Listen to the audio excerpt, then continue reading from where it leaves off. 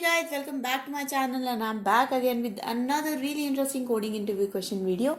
Guys, this is a top interview question of LeetCode, a medium level question, and it has been asked in multiple companies like Google, Amazon, Facebook, and today we are going to solve it right here in this video.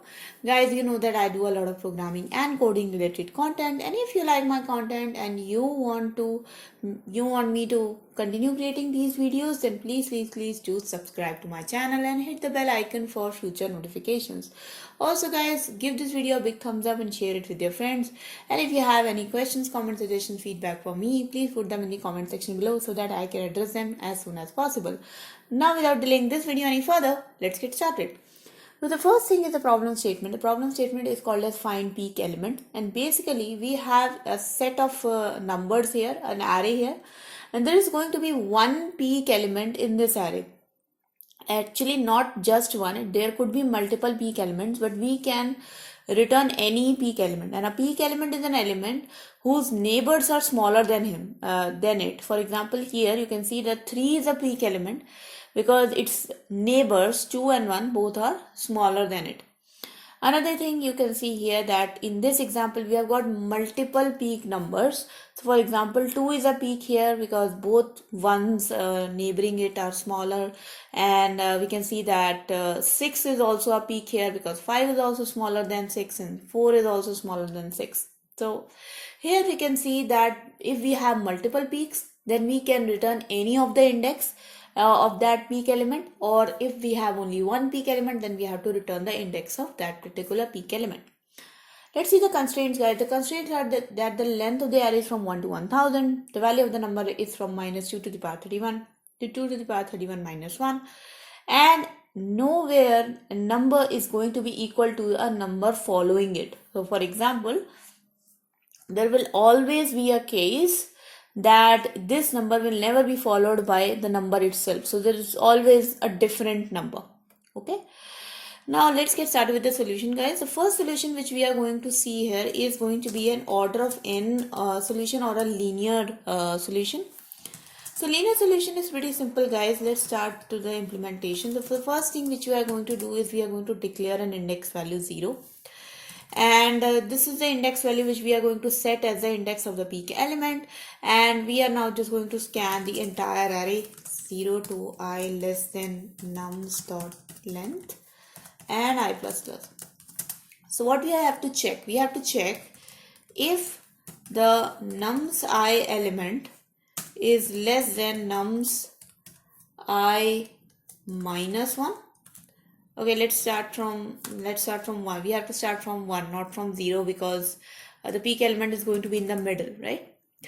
And so nums I should be greater than the previous element. So the number should be greater than its previous element, and the number should also be greater than the following element. So in that case, we also have to check that if I is equals to nums dot length, either I is at the last position, or if I is not at the last position, then nums of I should be greater than nums of I plus 1. In that case, simply return I, which is going to be index, and if there is no such thing, then return 0. We don't even have to declare the index value here. So let's run this code, guys. Let's see if this works or not. And you can see, guys, that the code pretty much works. My answer matches the expected answer, and let's submit this also so that we should be sure that it passes all the test cases. And there you go, guys, it passes all the test cases. Now the time complexity of this solution is order of n, because you can see that I'm scanning all the numbers and this for loop is running from 1 to n. Okay, now let's delete this code, guys, and now we have to look forward for a better solution, and there is a better solution which actually runs in order of log n time, and this solution is going to take advantage of the binary search implementation. So basically, guys, what we have here is a peak element. So you can see that we have multiple peaks, or we can have one peak, in which we can see that if I land on the middle element of this particular array, in that case, if the middle element is greater then the next element. So if the middle element is greater than the next element, it basically means that either we have landed on the peak, or we should search in the previous or the less than middle element portion to see if there was any to see if there is a much higher number than that or not. Okay, and if it's not the case, then we have to go for the other part of the mid element. So that's what we are going to do. So let's start the binary search solution.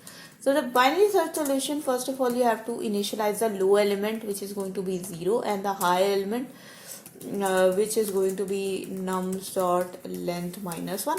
Okay, and obviously the loop is going to run from until low is less than high, and the mid element is going to be low plus high divided by 2. So here I have done low plus high divided by 2 because the length of the number is from 1 to 1000. So there will never be a case when you are going to increase the integer length. But other than that, you can pretty much do the other solution in which you add the high element multiple times and then you divide it. So let's not get into that. Let's keep it simple. Now, if the middle element is greater than the nums dot mid plus 1th element. So if the second element is greater than the middle element, what does that mean? It basically means that our next high is going to be the mid one. Okay, but else what is going to happen? Else our low is going to be mid minus 1. So if the number, if the middle element is greater than the, if the middle element is greater than the mid plus 1th element, it means that our peaks somehow lie between 0 to mid element, because it is greater than the mid plus 1th element. So either there could be more high elements in the numbers from 0 to mid, or this mid element itself is our peak element. Else, if the mid element is lower than the mid plus 1th element, it means that we have to find our peak from mid plus 1 to the number length minus 1. Okay, because the mid element is lesser, so it means the peak is from the other half, from the right half. Okay, and finally guys, once this is all done, your lower half will become, your lower value will become equal to the higher value, and the while loop will break, and simply you can return the lower value or higher value, which is basically the index of your peak element. So let's run this code, guys, and you can see that this code runs as well fine. So I'm just submitting this code, and you can see that the summation result is also accepted.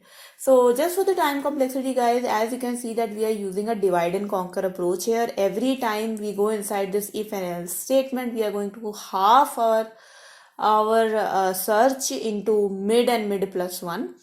So that's why, guys, this solution is an order of log n solution, and it is a much better solution than that of the previous one. So that was the video, guys. I hope you guys enjoyed this video and you learned something from it. If you have, then please guys do subscribe to my channel and hit the bell icon for future notifications.